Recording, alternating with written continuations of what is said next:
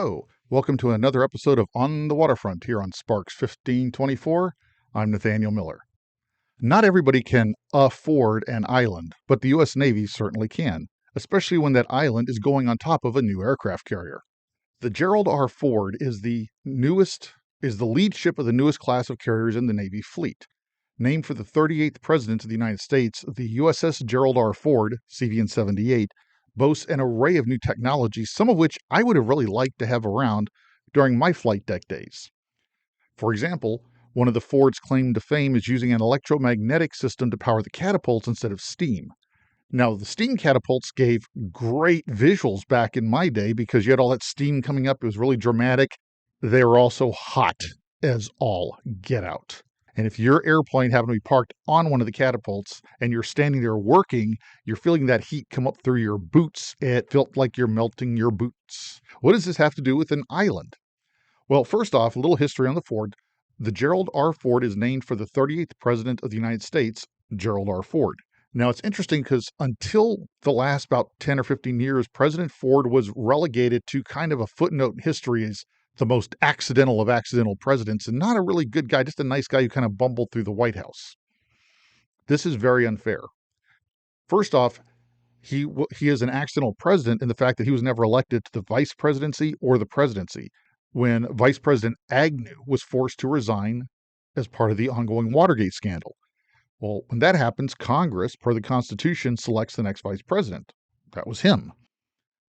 Then President Nixon was forced to resign because of the Watergate scandal. So, of course, Mr. Ford gets elevated to the presidency. He was vilified for years for his controversial decision to pardon President Nixon and prevent any kind of trial or legal recrimination if it were to come. But looking back, decades later, almost 40 years later, a lot of historians have reassessed that President Ford was very much in an impossible position. He was kind of a damned if he did, damned if he didn't.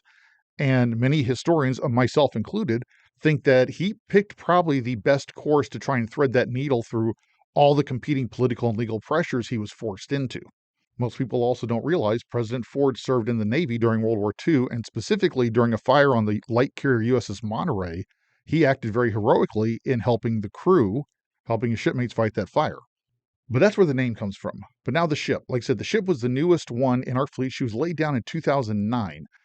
Unfortunately, all the new technologies involved and some bad planning on the Navy's part, in my opinion, led to a lot of delays in her construction, and the ship was laid down in 2009 but not commissioned until 2017. Back in the days of sail, one of the big events for a ship's construction was stepping the mast. That's where the mast, especially the main mast, was lifted into position and set down into place. Since the most ancient times, stepping the mast, and we're talking ancient Greece and Rome, and there are similar traditions in Asia. When the mast was put in place, it was tradition to put a gold coin or silver coin or an amulet or something for luck, something to ask favor of the gods, especially the gods of the sea, that the ship and his crew would always be safe. Well, a modern aircraft carrier doesn't have a mast per se that carries sails. Now, they do have masts for the radar antennas, but it's not the same thing. However, the stepping the mast tradition has been incorporated into the modern island landing ceremony. For the USS Gerald R. Ford, 162 super lifts, as they're called, were required to lift all the pieces into place, with the 162nd superlift being the island landing, the ship's superstructure being lifted from the pier, carried over, and set in place on the hull.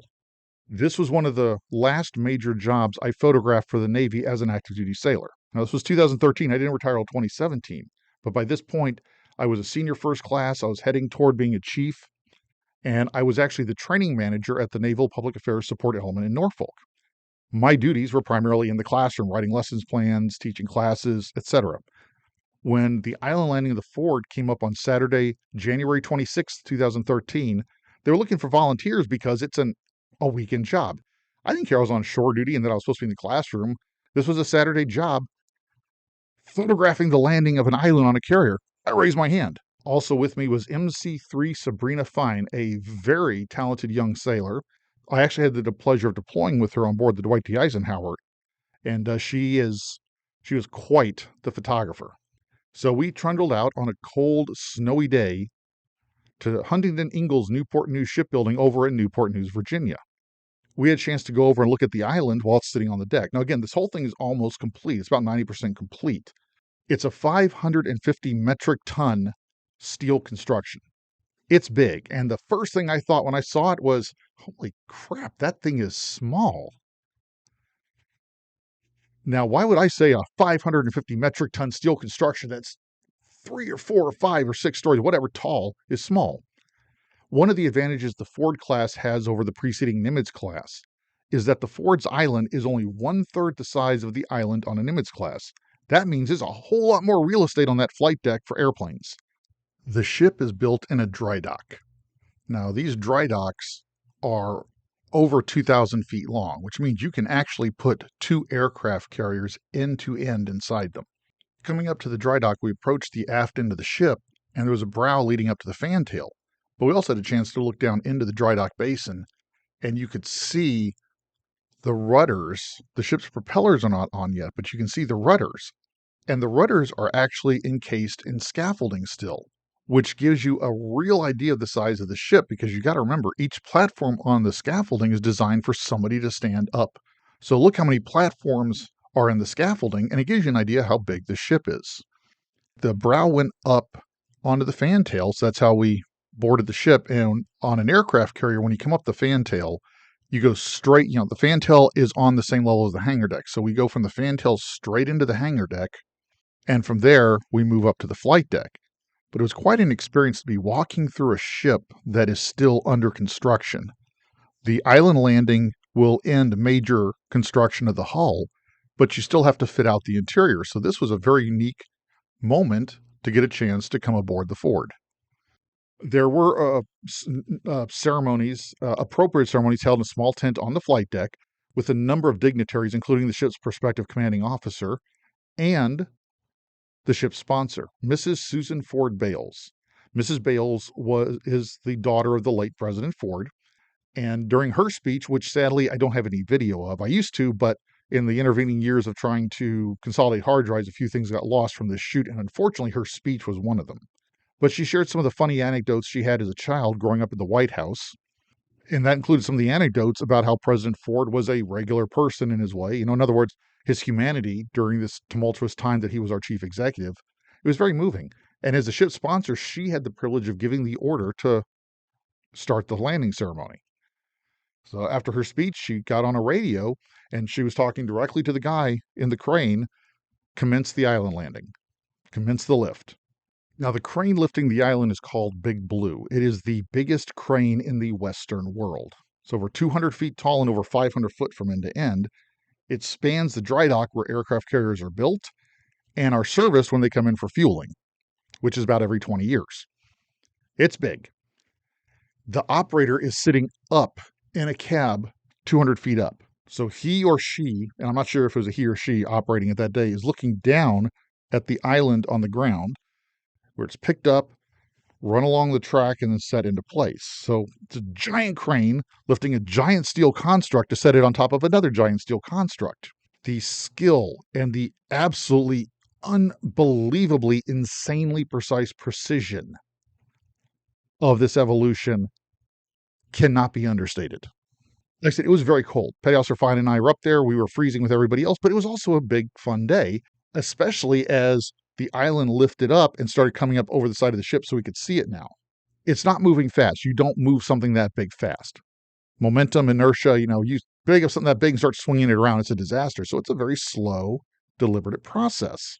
None of us, including none of the construction crew, were allowed under the island. Yes, it's held on all these huge steel cables, but it's still a 550 metric ton steel construction held over our heads. Everybody is kept back at a safe distance because just on the off chance that something happens and that thing comes crashing down, you don't want to hurt anybody. But it's still a very awesome, humbling feeling to see something that big over you moving. There's just no way to describe it. Occasionally you could actually hear the crane. Other times the noise of the crane was lost to the crowd. And the island was swung over and then lowered to place. And this is where that insanely precise precision comes in. This is a 200-foot high, 500-foot long crane lifting a 550 metric ton, several story high steel construction that's already been built. It has doorways, it has holes and openings for stairs and ladders and pipes and wires. There's not a margin for error. It's got to go into place or the ship cannot be completed. That crane and that crane operator are so good, they could set this thing down within thousandths of an inch of where it needs to be. And it's virtually in exactly the right place. And now this is where the stepping the mast ceremony comes in. Back in the day of sail, when they would step the mast, they would put gold coin or some other offering to the gods under the mast. Well, as the island comes down, it's actually landed first on these temporary steel blocks. And again, that's a safety measure just in case something happens to the crane. So the island is physically being supported by the flight deck now, but you still have a gap under it. Mrs. Bales and the other dignitaries placed various coins and mementos under the island for it to sit down and sandwich down as it makes contact with the flight deck. Among other things that went under it was a coin from the carrier USS Enterprise CVN-65, which is the first ever nuclear-powered carrier, a coin from USS Nimitz CVN-68, which was the lead ship of the Nimitz class, which the Ford class will eventually replace, a block of Michigan stone. Mr. Ford was from Michigan, of Michigan stone with several different presidential and vice presidential and congressional coins in it, representing Mr. Ford's time in the federal government. Those were all placed. Dignitaries back away. Island is lifted slightly. The temporary steel blocks are pulled out, and then the island comes down and it's in place. And all of those pieces are either under it or the little scraps that might, kind of shoot out the side will be cleaned up. But forevermore, those pieces of memorabilia are part of USS Gerald R. Ford's very fabric. From what I understand, also some steel from the Enterprise, the first nuclear carrier, I think it might have even been a porthole, was taken to be installed on the Ford to ceremonially carry on the legacy of the first nuclear-powered carrier, which was kind of cool. Again, sadly, the cost overruns and technology delays kept the ship in port a lot longer than it was supposed to. I had a hoot of a time getting to watch Mrs. Ford interact with the Gerald R. Ford's nascent crew. There's a core group of officers and enlisted sailors that the ship's complement will be built up around. All of those people pretty much transferred before the ship ever actually went to sea because she sat in the port for so long for these delays. But even if they never took her to sea, they are the sailors. They will forever be the sailors that started bringing that ship to life. They are the very first plank owners. In the Navy, a plank owner is a sailor who helped put a ship into commission or decommission it. They are forever the first plank owners on the Gerald R. Ford, even if they couldn't be on board for the commissioning. That's a special place to be in a ship's history. And I truly hope that it is a highlight for all of them in their careers. I got to spend a few minutes chatting with Mrs. Bales myself, but only a few minutes because I'm just a photographer from a public affairs command. Her focus is the ship and the crew of this ship named for her father. So I didn't stick around talking to her too much, but I had a few minutes to talk to her. And she was a lovely woman, very witty, very funny in person, just as funny in person, just as witty and engaging in person as behind the podium. And so it was a lot of fun. I got my photo with her, which, is nice because I do have a small part in this story myself, but my small part of the story and Petty Officer Fine's small part of the story are teeny tiny. We just helped document this great piece of work, and it was phenomenal to watch. There's just no way to describe how incredible that shipyard is, those construction workers are, and being able to place this gigantic piece of steel construction in exactly the right spot the first time. Gerald R. Ford is now in commission, and she is part of our fleet. The next two carriers in her class are under construction. The second one will be the new USS John F. Kennedy, CVN-79, and then the next USS Enterprise, CVN-80. So there you have it. That's how the Navy can afford an island. And yes, I know it's a banal, puerile, really ridiculously blah, you gotta be kidding me pun, but darn it, I love puns like that. Well, thank you for your time. I appreciate you sticking around, especially if you didn't like this video. If you do like my ongoing programming, please hit that little subscribe button down below. I rotate through programming on the Waterfront here, my Navy Sea Stories, The Writer's Craft, which is about writing issues, Veteran Talk about veteran issues. So I have several things I like to talk about. If you did like this video, please do hit that little like button. It helps the algorithm, which means it helps other people find it.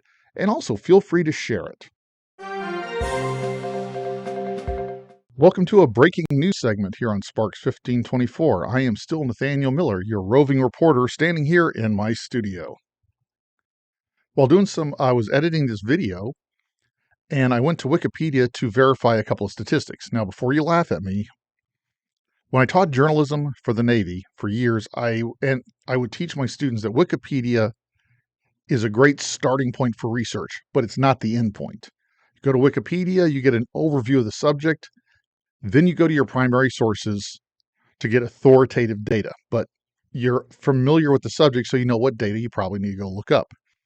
So I went to Wikipedia to just get a couple of statistics on the ship and make sure I verified them, and I discovered one of my photos from the island landing ceremony is on the Wikipedia page. To make this even cooler, they used my name. If you run a photo or a piece of video that's been released by the Department of Defense, the only legal requirement on you is to list it as U.S. Navy photo, U.S. Air Force photo, etc. You do not have to list the photog's name. Trust me, we like it when you do because it's our work, but it was shot for the Navy in my case, so U.S. Navy photo is all you need. Well, they used one of my photos, credited it to the Navy as shot by MC1 Nathaniel Miller. It's kind of a cool thing. I've seen plenty of my photos used in publications around the nation, even the world, and they were credited U.S. Navy photo. So it's really nice to see one published with my name. Thanks for your time. Back to your regularly scheduled conclusion of your regularly scheduled video.